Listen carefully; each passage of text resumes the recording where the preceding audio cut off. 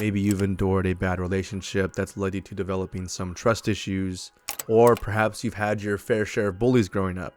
Well, what about being neglected as a child to the point that your parents can't see you for who you are? We're here to talk about this. Opal, a 12-minute short that, despite its small length, manages to pack an entire story and history of childhood trauma that has been pent up in this tortured, poor child. And then we see her mom, a deprived alcoholic druggie that doesn't want a daughter for normal motherly reasons. She wants a daughter that she can use as a therapist, someone to go to with her struggles, completely flipping the parent-kid dynamic on its head. Usually we see the parent taking care of the child, but in all cases of Claire interacting with her family, it's Claire taking care of them.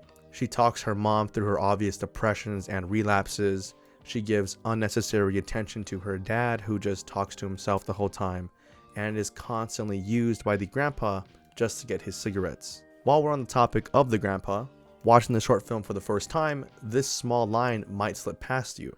Claire, is that you?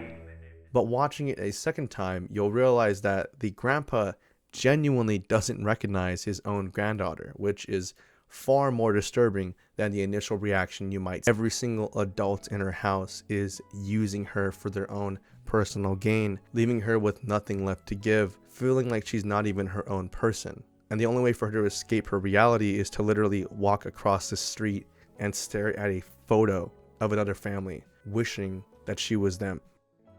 And that is the disturbing effect of child neglect. It's all right.